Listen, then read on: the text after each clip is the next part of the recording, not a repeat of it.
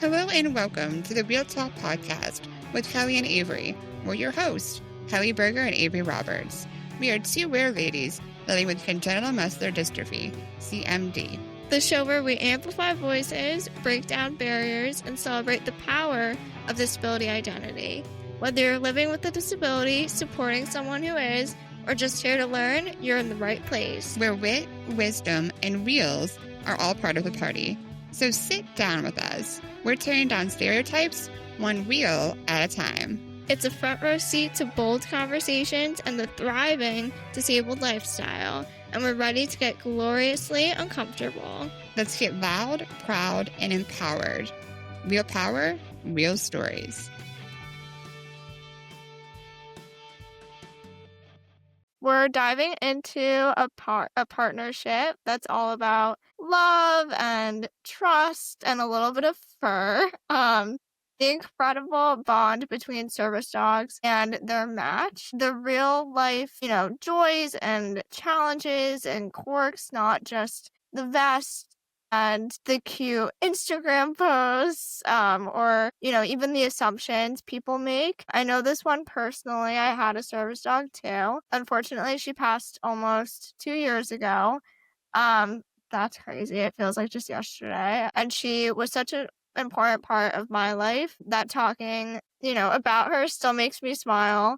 I'll try not to tear up during this episode, but this episode is for anyone who's had a dog like that, anyone who's raising one, or anyone who's just, curious about how these partnerships really work. We really want to make it informative in that way, in case there's anyone who is curious about kind of what it entails. Does it cost anything? And we have two amazing guests here with us today. Kara Dorsey, who's had multiple service dogs over the years, and Molly Berman, an experienced puppy raiser, helping the next generation of service dogs grow into their roles. So Kara, Molly, welcome. Kara, I'll start with you. Can you tell us a little bit about your service dog journey and how many dogs you've been partnered with and how it all began? Sure. Thank you so much for having us on today. So my journey began in the mid-90s when my rehab nurse had a chance encounter with a Canine Companions for Independence puppy raiser named Tina Chevatone. And she thought that would be a good thing for me. And so she got the two of us together. And Tina came to the house with one of her release dogs, which was a puppy that did not graduate with a partner. And she showed me some of the amazing tasks that the dog could perform and how my life could be made better with one of the service dogs. So I was blown away by the program and I applied almost immediately and I was accepted and I was placed with my first service dog, Birch, in 1998. And so he lived to be almost 15. He retired only a year before he passed, to be honest. He was a hardworking dog. And then I got my second service dog, Brewer, in 2011. And he died unexpectedly at 11 and a half years old. And then I got my third service dog, Erwin, in 2021. And so we've been together for 4 years now. That's crazy. I feel like it was just yesterday that you were matched with Darwin. I know. That sweet boy, I miss him. Molly, hi. Can you explain how you got involved in puppy raising, what that looks like day to day? I hope we have a little bit of an appearance, maybe, from your current one. And which, her nap. Yes, I love how we're getting like the full experience here. And maybe which organizations you work with. Totally. Thank you, Avery and Kelly, for having us. It's actually really cool to be here with Kara today. She is the reason that I got involved in the service dog world and raising and this journey. We were at an event. I was in 7th grade and she had Brewer with her. And she said, "Molly, you could have a puppy."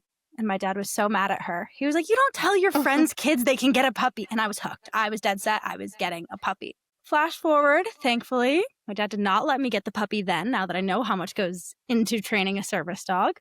But I came to college. I'm a senior at the University of Colorado Boulder. And my freshman year, I went to the Be Involved Fair, where all of the different clubs on campus present their organization. And I noticed the notorious yellow vest, which means a Canine Companions service dog in training.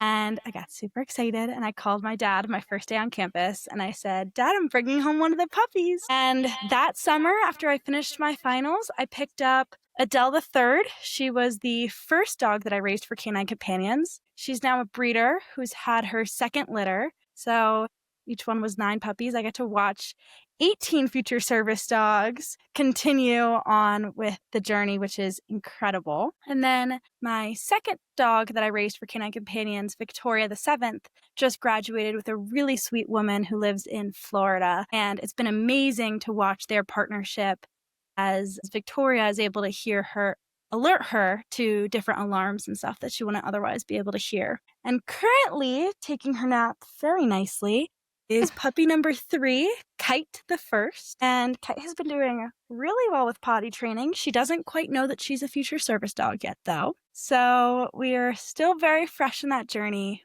but she's doing well and, of course, very cute. Yes, of course. I love it. It's amazing how many hands and hearts and, hours go into these partnerships before the dog even meets their forever person. Molly, do you want to talk a little bit about Collar Scholars? I remember when I first heard about, the collegiate puppy raising program that a bunch of colleges across the country have implemented. I thought it was so cool, and I wish more people had heard about it just so that, they know that this is something that they could get involved in, whether you're raising or not. Do you want to talk on that a little bit? I would love to. So the Collar Scholars, or some of the universities still refer to them as STEP, is a partnership with Canine Companions. They're essentially like small chapters on the college campuses. And our general members and our puppy sitters and our puppy raisers all get to be involved and help with socializing and training and raising these future service dogs. And it's such a unique thing to be able to raise a puppy in college because, of course, there are days where we have plenty of time to take care of a puppy. And then there are days where we forget to take care of ourselves because we are still only 18 to 22 years old. So it's been really cool to watch so many of the raisers grow into young adults through raising, and they're spread out all throughout the country. So we have 3 in the state of Colorado, but there are a whole bunch closer to home on the East Coast that I've also been in contact with that are all just groups of young students looking to give back. And we do a lot of different volunteer work. So we host various outreach and community events and, of course, play with the puppies. That sounds like the best part ever. I know, right? Yeah, so thank you so much for sharing. Hopefully our listeners will look into that or take advantage of that and know that that program is out there and exists. We definitely want to talk a little bit about life beyond the vest. So Kara, can you take us through what are some of the tasks that your service dogs perform for you? As a person with a physical disability, I would say the most important task for me as a wheelchair user is picking things up that I drop, because that's a constant occurrence. And so Yes. my service dog Darwin is right there. If I drop my car keys, if we're out, or my cell phone, he will pick it up and put it on my lap for me. But he can also carry packages or bags. He can turn lights on and off. He can open and close doors or drawers. If I need to get something out of like a freezer door in a supermarket, I could hook a rope on there and he could pull the door open so I could grab something. And then, there are lots of different types of service dogs, as you guys know, but there's medical alert dogs that let people know if their sugar levels dropping, or if they are hard of hearing.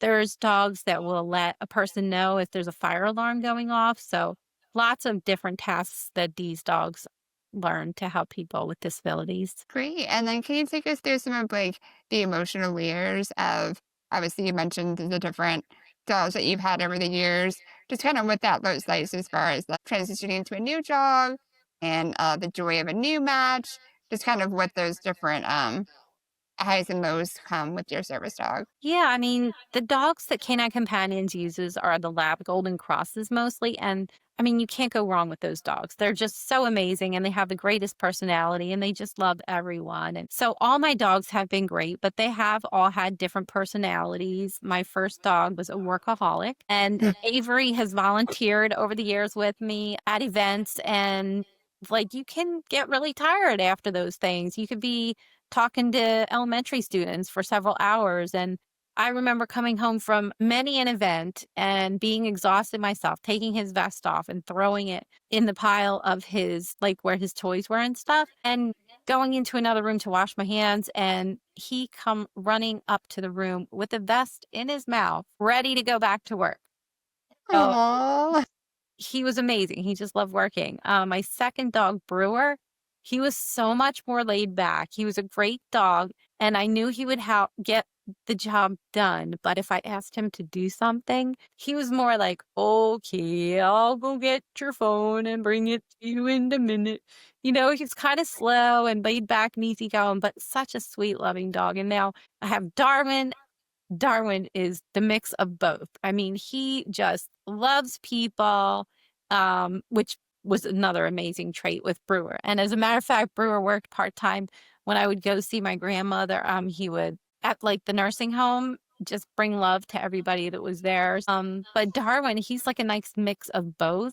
He loves people. He's very friendly. So when the situation is right, I can let him give people love like that. But also, he's an amazing hard worker. So he's really fun to watch because he likes working. And if it's something more difficult, like I had him pull a box one day for me, you know, but just seeing his level of enthusiasm at pulling the box, it just makes you smile. Sounds like you've had a little bit of everything and best of both worlds and your journey with your dogs. That's so great. And then, Molly, can you tell us about how the early training really shapes the future of a service dog? Totally. So as a puppy raiser, we have them for anywhere between 16 to 18 months. But before they even come to us, the breeder caretakers are the ones who take care of the breeder dogs and whelp the litters and take care of the litters until they're about 7.5 weeks old. And they start from day one. They're laying them on their back and doing different things to mentally stimulate them and start that enrichment from a super, super young age. So by the time that we get them,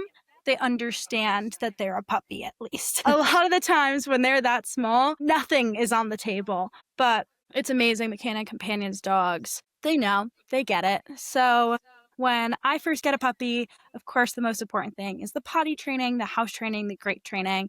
But from there, we really focus on behaviors. So our goal is to turn in to professional training a strong, confident, and easily manageable puppy, whatever that may include. So we do a bunch of cue work. We teach about the first 30 cues, the basics, sit, down, stay, kennel, all of that stuff. But we really focus on how do they do with what we call the big five. So that's how do they settle? That's when they lay at your feet or by your side and can just teach themselves to do nothing, which is hard if you imagine for a 1.5-year-old dog to be able to do. But it's amazing. We practice it every day, and by the time they graduate, I'm sure most of the time it takes Darwin a matter of a minute or two to settle in a new environment. So we focus on that, being comfortable with the gear, being comfortable with that vest, and the gentle leader is the training tool we use. If you're familiar, it goes around their nose and up clips behind their ears. So we do a lot of training before we even put the gear on, just being comfortable working in different environments with different things on them or touching them, depending on what their graduate could potentially need them to be wearing. So if for some reason you wanted a dog that would be able to help pull you in your wheelchair, they would have to be used to a different type of vest that had a special handle. So there's all types of things like that. We focus a lot on loose leash walking, so maintaining that nice J in their leash and walking by our sides at all different paces, and grooming so that hopefully it's as easy as possible for all of you, because as you can imagine, a puppy does not like the Dremel that makes the loud vibrating sound or the clippers that make that loud, scary snap at the end. So we do a lot of practice with all of that. And I'm blanking on the last one of the big five right now, but it'll come back to me as we continue.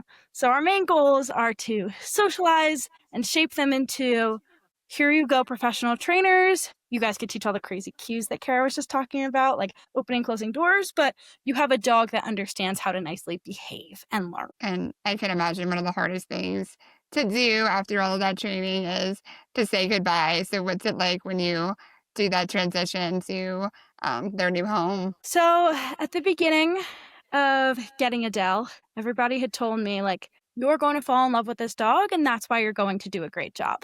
don't try and hold yourself back. So I gave my all to her. She was a very interesting first. She definitely made me work for it. She had 50 golden retriever, 50 lab. So she was very sassy and opinionated, and I was a first-time raiser, not really sure how to combat that. But by the time we got to turn-in, I had such a strong, confident puppy at my leash that came with me everywhere. She came to college classes and then grocery shopping and then to my friend's house. She came everywhere with me, and at the point of turn-in, she was incredibly trained. So I walked into the training room, and there were a couple of the adults there, and my dad flew out to support me for my first turn-in, and I hid in the corner probably 2 or 3 times. Oh. And I made her lay on every single dog bed to figure out which was her favorite to be able to tell her trainer. And when it was finally time and they gave me the look like, "You did a good job, Molly. You can do it."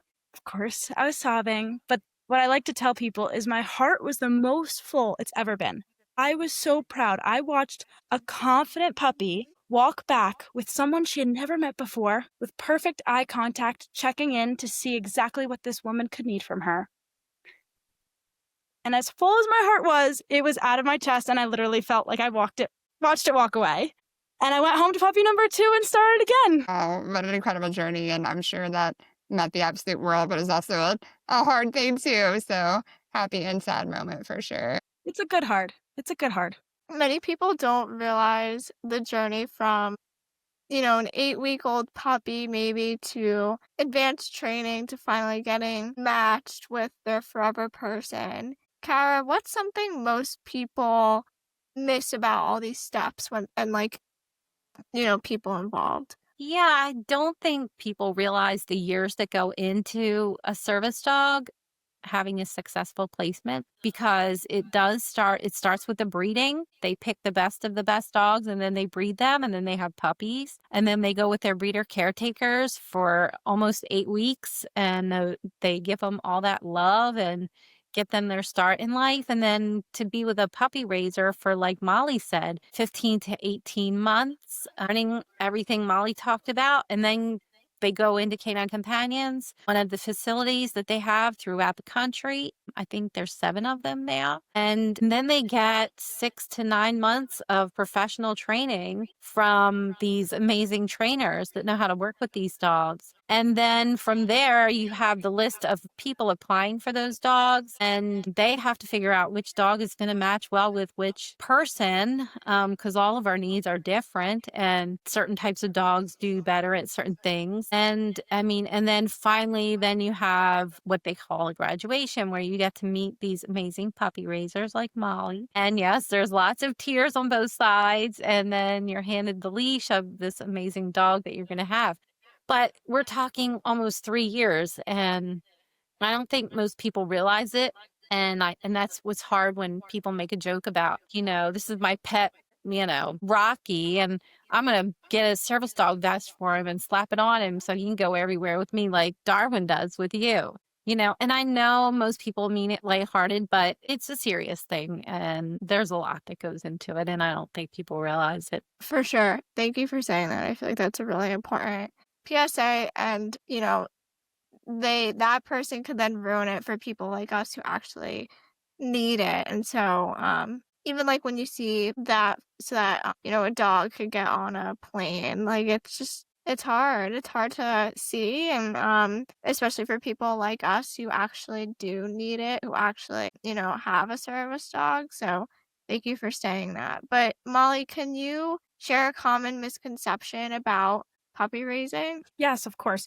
Really quickly, to build off what Kara said, she mentioned the professional trainers. Something that a lot of people don't know is they go through about a 3 to 4 year process just to become professional trainers. The professional trainers have such an intense and long training program that is regiment based on 6 months to a year long sessions, where they learn the different steps of becoming a professional trainer and have to follow a series of exams and check-ins with the dogs constantly. So even when people are saying, my dog's really good, even our professional trainers had incredible amounts of training, which I think is also typically not necessarily understood, but a huge benefit of canine companions. But back to the misconceptions. I would say that I see it in my roommates, I see it in my friends and my peers. People tend to forget that this is going to be, hopefully, a service dog one day. And there are different rules. So my roommates remember the basics of we don't play tug of war, because that is a cue and something that will eventually be built upon to learn how to open and close those doors, as Kara was talking about earlier. So I think that the biggest thing that people mistake is that we treat them as future service dogs from the day they're born. Yeah. I think also, I love that you touched on, like, hopefully, like a dog would become a service dog. And I think that's something that isn't talked about enough. That, like, there are times where, unfortunately, that dog, a certain dog, is not meant to become a service dog. And I think Canine Companions does a really good job with that, of, like, bringing light to the fact that, like, that doesn't always happen, and that this job might not be the job for them, whether it be, there's something else that the dog should explore, doing, or this dog is meant to just be a release dog and be a pet dog. But they don't really force the dogs into anything. They really take the time to see kind of where it's best for them, and what their future should look like, instead of, like, forcing them to do something that they weren't really meant to do. I think that's something that should be talked about more. As much as, you put so much time and effort and work into raising these dogs to hopefully become a service dog, like, sometimes it doesn't happen, and sometimes that's just how it's meant to be. But Kara, what do you wish people understood about interacting with the service dogs? I think a lot of people assume, like, oh, you can pet them, or sometimes people are overly like, don't pet it, it's a service dog. Like, what do you kind of wish people knew? I mean, believe me, I think it's a lot better these days than it used to be. When I first got placed with Birch in 1998, I mean, it was such a rarity to see a service dog out in public. And also, there just wasn't that much awareness around it. And so everybody wanted to pet him. Everybody, I mean, I used to say it was like going out with Brad Pitt on a leash. Everybody wanted to meet him, what's his name and all this stuff, and pet him, and the hands were going before they even thought to ask. And so I find that these days more people are aware and more people do ask. So I think that has gotten better. But I do wish people would be a little more understanding when we say, no, you really shouldn't pet because he's working. Some people get pretty offended by it, and it's not meant to be offensive. Darwin is a perfect example. I love Darwin, and like I said, he's super friendly, loves people. My other two dogs, I could bend the rules and they would behave and people could pet them, and it was pretty fine as long as they asked, and it was a convenient opportunity for me to allow that interaction to happen.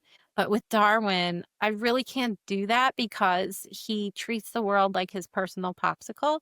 He wants to lick anyone and everyone, and we've worked on trying to get that to stop, but it's, I mean, he's really good around the house and when he's on leash and things like that. But even so, out in public, I have done that before in the past, and the tongue just comes out like all of a sudden out of nowhere. So for that reason, I don't have people pet him, but it's nothing personal. The dogs need to concentrate on their job, but they still get tons of time to go home and be free and run and have fun. The dogs aren't working 24 hours a day. And I think all the service dogs I've met that have graduated from Canine Companions all have the most incredible lives. The best toys. They get to go all these amazing places, and they have a lot of fun time. And a lot of times that means interacting with other Canine Companion dogs, whether they're puppies in training or graduate dogs or release dogs. These dogs have quite the life, and so. We want to kind of segue into some of the things you touched on a little bit, but more like access and barriers. What are some of the challenges that you have both seen as far as, like maybe in public spaces, there's been denials of entry with the service dog? How do you navigate that, or what does that look like for the both of you? Well, I mean, I would say for me, it's a little easier because I use a wheelchair. So people see the need for my service dog. I think it's getting harder though because of people having fake service dogs or dogs that shouldn't be wearing a service dog vest and then trying to pass it off as a service dog. So that's made it harder. But I also think it's hard for people who have invisible disabilities, like somebody with a hearing difficulty or somebody who has a diabetic alert dog. I think they get questioned a lot more these days because people are trying to pass off their pet dog as the service dog. Even someone like me, like I took my service dog Darwin and was asked to sign a policy for service dogs, and I was adamant that I wasn't going to sign it. I told them they were violating my rights, and I did take the paper and I read it, and I told them that everything in the paper was already in the ADA and it covered their business and covered me as well. And but that became a fight. They wouldn't budge. They wanted me to sign it. And then I felt like that was really wrong because then what would stop other businesses from doing the same thing? So that was pretty frustrating. And again, I know that comes from dogs being there that shouldn't be there, but businesses need to know that if there is a service dog, even if it is a legitimate one and it's not behaving properly, you can ask that person to leave. That's well within their legal rights. So yeah, that's been a barrier. Well, thank you for sharing that with us. That's crazy and seems very intrusive. And we hope that businesses don't start steering that direction. Goodness. And you mentioned a little bit about the different types of service dogs.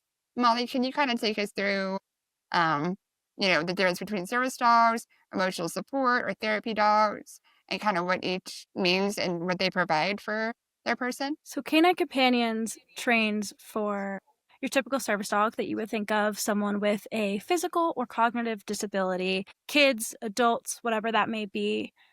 Hearing dogs for someone who's hard of hearing, and a PTSD dog for veterans specifically with PTSD, and facility dogs. So the first three all have rights, complete public access rights. They are covered under the ADA anywhere and everywhere that you can go. So they can't go into a surgical operating room just because you wouldn't be allowed in there. So there are rules like that for the service dogs, but very, very few. The facility dogs are still a working dog, but their handler does not have a disability. They work in a professional environment where they could use the support of a task-trained working dog. So that may include a courthouse, and there's a facility dog who knows not to wag her tail when she's in the box, and she'll lay on the feet of a witness on the stand. So that facility dog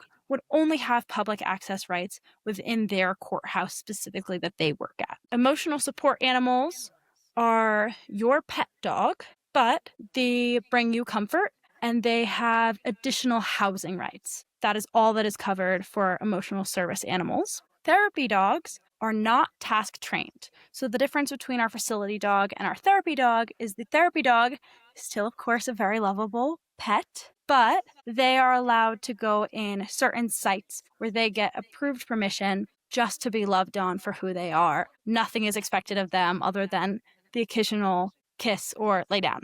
The facility dogs working in a hospital would understand how to perform a cover, which can provide deep pressure therapy and help regulate your nervous system. So every dog is super important and super special, and I love your pet dog as much as you do, but there are huge differences, and it all comes down to, are they task trained? That's your first step in being a service dog. And then, do you actually need them? So the facility dog, on its way home from work, from the courthouse or the hospital or the occupational therapy practice, may not have access into the grocery store. Even though it is a working dog and it has a blue working vest, it does not have public access where it does not perform its job. Wow, that's super insightful. And that's super helpful in knowing the differences there. Thank you for sharing that. Molly, do you have any advice for the public on being like good allies to service dog handlers in a way, or puppy raisers? Like, I don't know, I'm just kind of curious.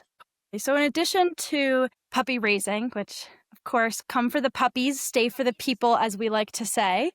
I have also gotten involved in some more of the leadership teams. So I currently serve on the Rocky Mountain chapter leadership team, which encompasses Colorado, the University of Colorado Boulder's leadership team, which helps oversee all the students, and the Southwest Region Board. So on all of these different roles, my biggest job is advocacy and education. It is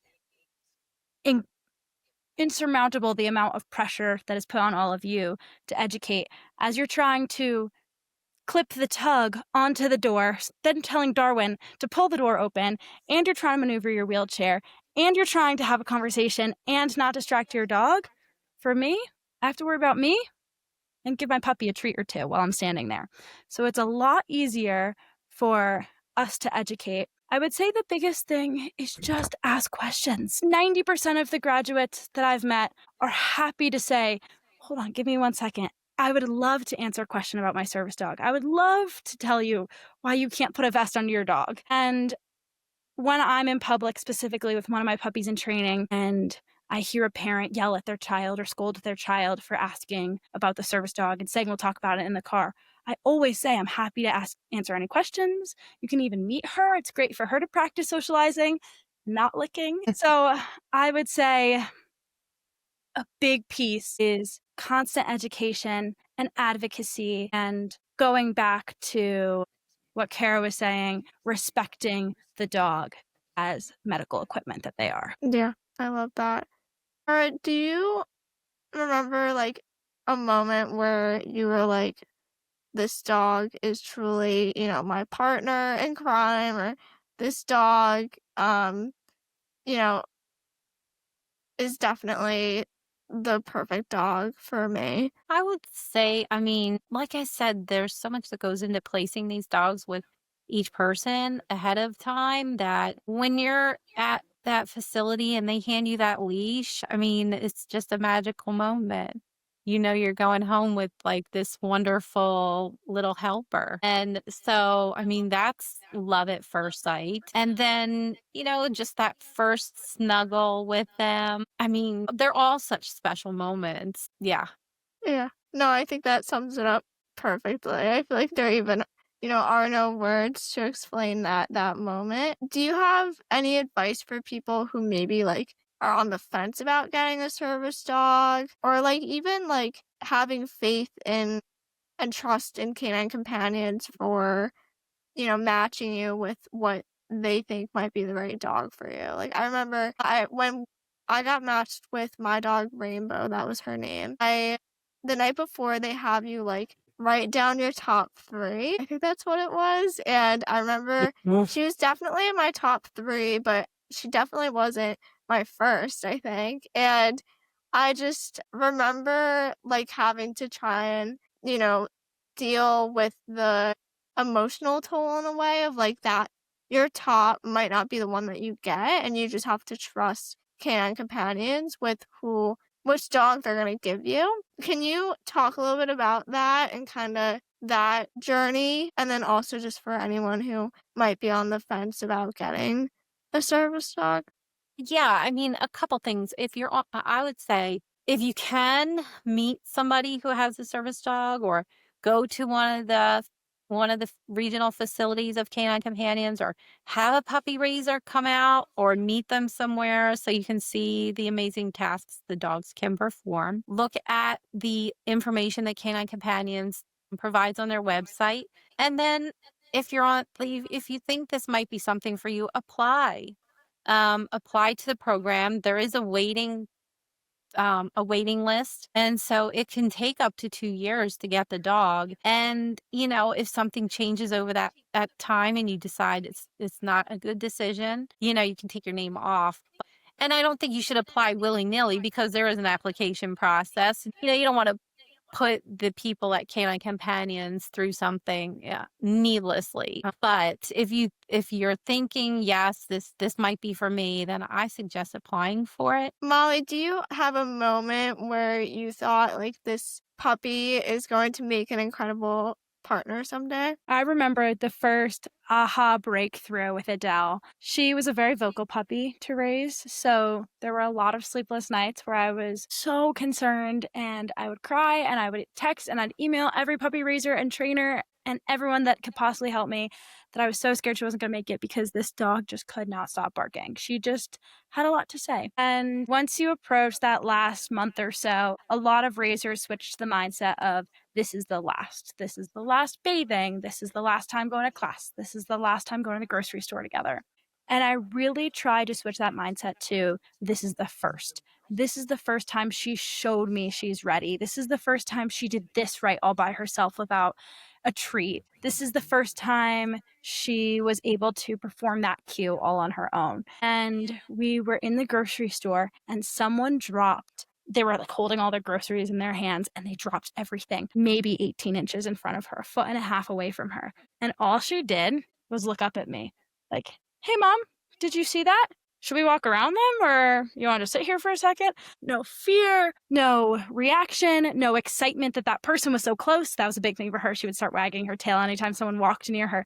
She just looked up at me to check in and look for direction, which was huge, to take this very stubborn golden retriever who was very determined in her own direction to look for me, knowing that she had to check in with her handler for direction, was really that first moment that I was like, all right, she's ready to move on, even if I'm not. Yeah. Oh my God, I love it. That's so sweet. Yeah.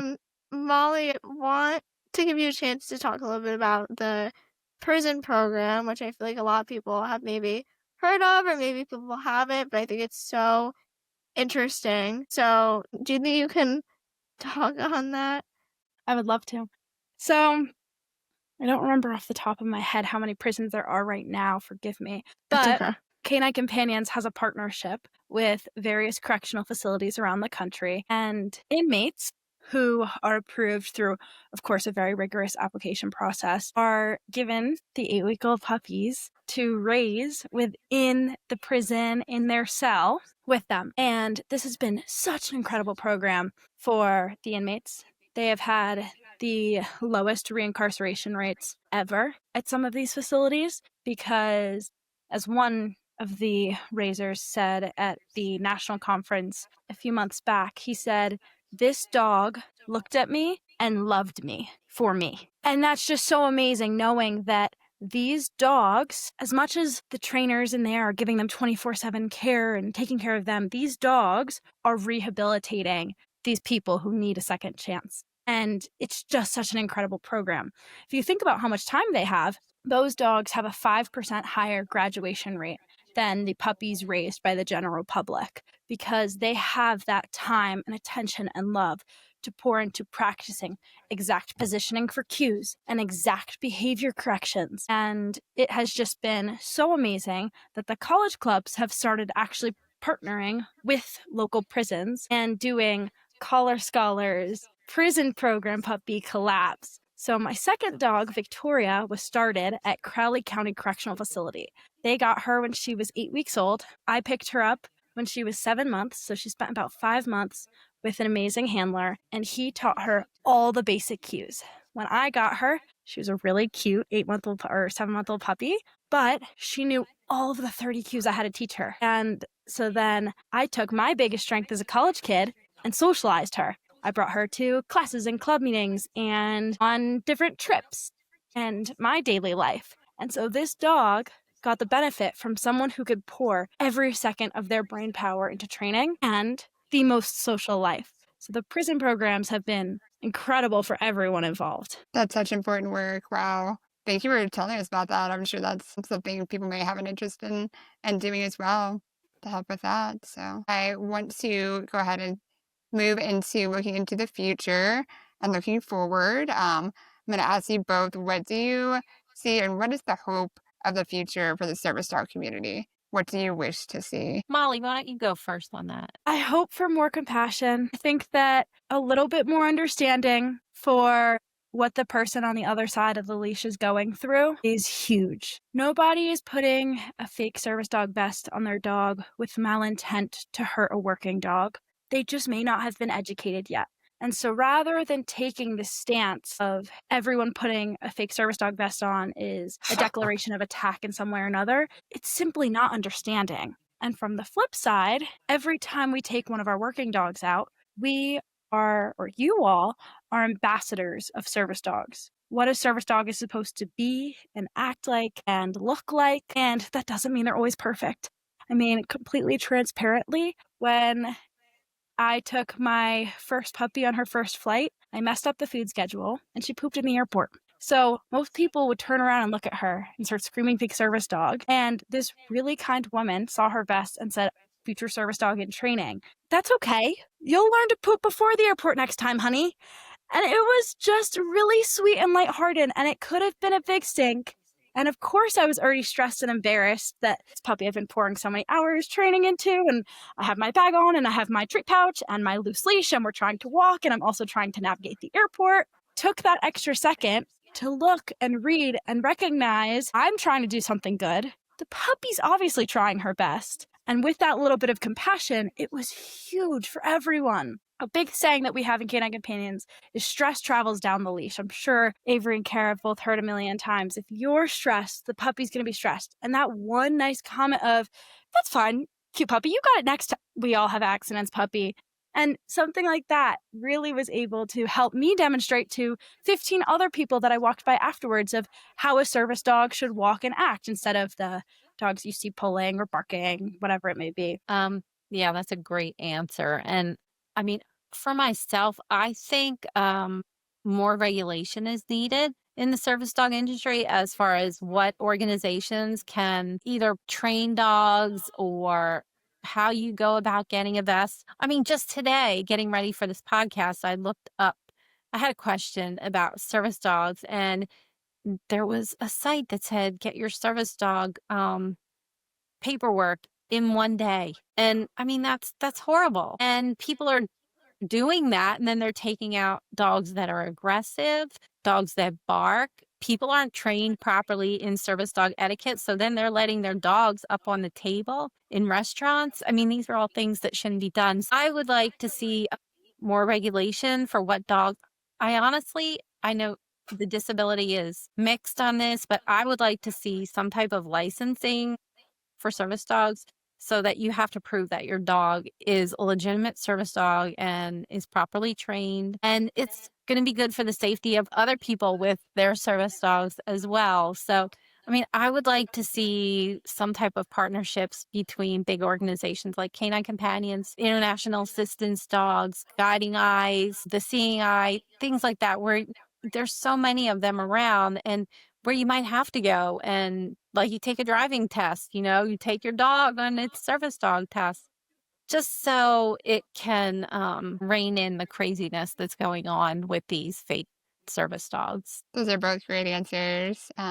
We are nearing the end of our episode, so we're going to do a quick rapid fire round for both Kara and Molly. So what are both of yours favorite command? What's your favorite command? My most necessary command is the get command, so Darwin picks things up for me. But my favorite command watching Darwin work is the go-to command, where I call it he makes deliveries. Like if I am going through my mail and I have some recycling and I want Jack to put it in the recycle and he's in another room, I'll give that mail to Darwin and he will take it in his mouth and he will just run like crazy to Jack. And then Jack will say, go to mommy. And then he'll run back to me. And again, just with this crazy level of enthusiasm. And so now sometimes when there's, time permitting, it's kind of like a fun game to just, even if I have 5 or 6 things, give it to him one at a time. He can carry a whole stack. He can carry like a couple pounds worth of paper, but to give him one at a time and have him go back and forth like 5, 6, 7 times is just hilarious. So that's definitely my favorite. My favorite cue to teach is probably speak. It is really fun. The main way that we get the dogs to bark on command is rile them up, which is obviously very fun for everyone involved. With my last dog, we all jumped on the couch and were screaming and having so much fun. And she started barking at us, and that's how we taught it. So it's a hard balance of when to correct barking or ignore it, or praise it. So that's one of the fun ones to teach. But my most used cue is either side or heel. That's when they turn around, they walk in a circle behind you, and they come sit with their ear in line with your pant seam, either on the right or left side of you, pressed all the way up on you. So that's definitely the one that I use most. And then what is your go-to treat? Your go-to treat that you like to give your dog? Do you have a go-to treat? Don't tell them, but kibble. I just put the Oh. kibble in the treat pouch. It is super important for a working dog to maintain a healthy weight. It is better for their joints, their muscles. Every single part of them benefits from being at their ideal weight. So I am a big fan of constantly being able to treat my puppies. So unless we're working on something super hard or brand new or in an environment that really needs a little bit of extra smelly something to get their attention, I'm wearing my bait bag right now, and it's just filled with kites. Yeah, I would say like a piece of apple now and then as a special treat, or a baby carrot, something like that. Darwin loves fruits and vegetables, so but he'll eat anything that you give him. So everything is his favorite treat. And what's the most ridiculous thing someone's asked about your dog? Can they have him? That one all the time.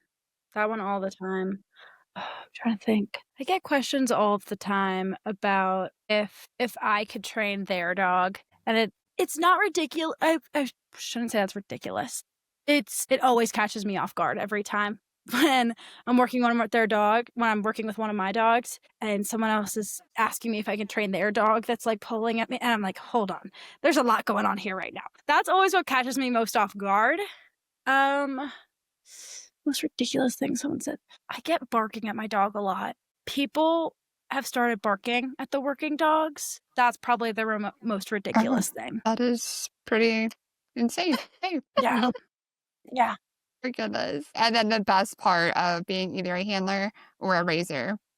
What's the best part of that bond? Just that unconditional love, that constant companionship. If you need a shoulder to cry on, they're there for you. And just knowing that I am more independent to go out with Darwin.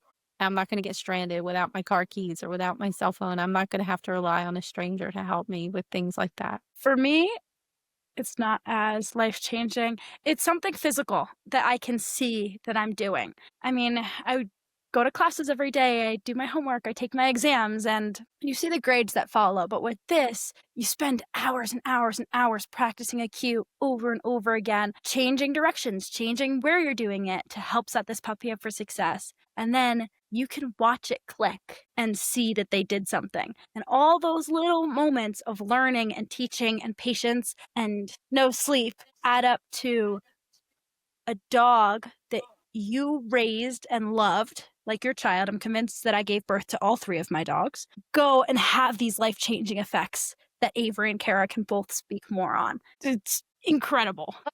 God, like, this is why, we want to do this episode. Like, just Kara, between, like, the unconditional love that you had said, which I could totally attest to, and then also just what you were saying, Molly, like, your experience. Like, I'm so glad that we had a chance to speak to both of you and, hear both of your experiences. So as we wrap up this episode, we always ask our guests what their wheel power moment, like a wheelchair, is. Kind of like what, a moment of empowerment along your journey. And we'd love for each of you to share one wheel power moment where you truly felt the power of your partnership with your service dog or the service dog that you're raising. Maybe it's that quiet moment when they've got your back. Maybe it's that time they helped you out of a tough spot. Just something that really made you feel that connection, that wow, we're in this together moment. So Kara, I'll start with you. Wow, that's a big question. I mean, honestly, the way that my first service dog, it started with him, kind of gave me this purpose to go out and raise awareness and raise funding for canine companions, and helped me gain confidence in both myself as a public speaker and interacting with other people after my disability, and then just my ability to drive. I used to go all different places to do talks for canine companions, and so I had recently gotten my license driving with hand controls, and so just having Birch there to give me the confidence to go out and drive. And so I just started doing more and more of that, which made me a better and better driver, which opened up more and more opportunities for me. And, then I was driving hours and hours and hours on my own. And it was just this wonderful freedom. And I really believe that came from being placed with a service dog from Canine Companions. Molly, how about you? That's incredible. So I was at graduation in this past September for Victoria to graduate as a hearing dog. And you get the call that your dog has made its match and you book your flights and everything. And you're so excited for the reunion. And there's the big moment of, you did it, you did it.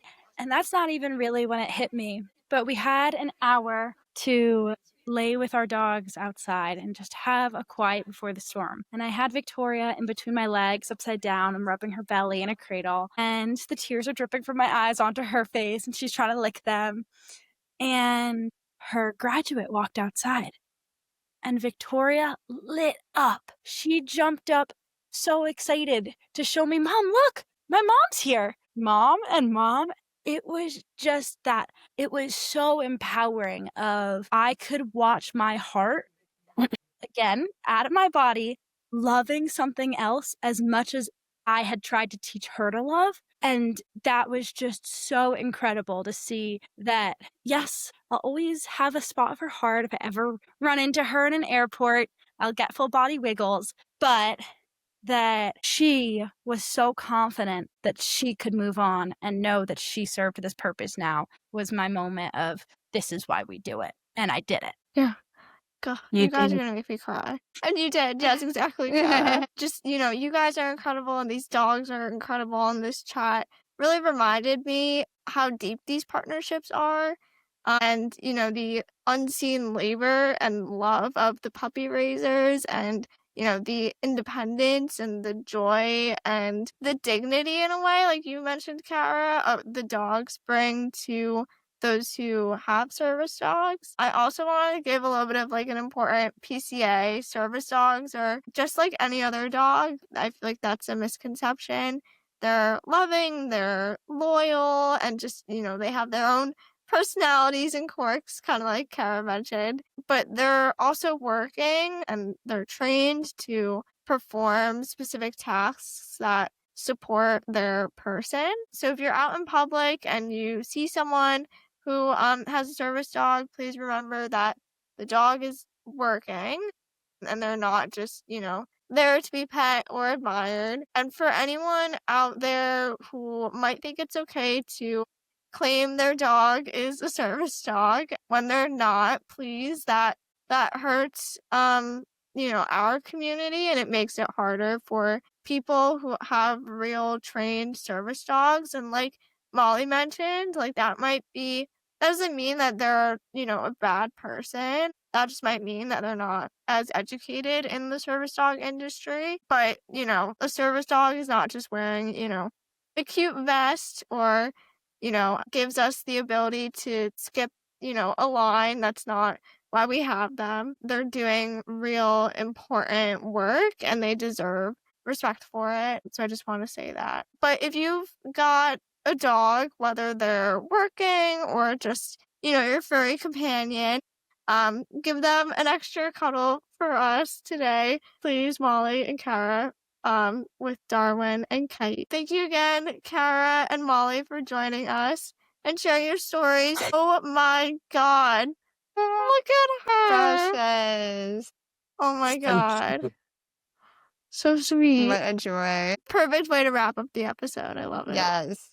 Send Thank us all you the dog both photos. so much. Yeah. Thank you so much for having us and giving us this platform to talk about it. Thank you, guys. This was such a great conversation. Yeah, thank you for having us. Yes, it's been so fun. Thank you so much for tuning in to this inclusive space where disability radiates and every listen helps amplify disabled voices that deserve to be heard. We're so grateful you're on this journey with us. We share real stories, honest conversations, and expert insights that challenge misconceptions. Because disability doesn't define us.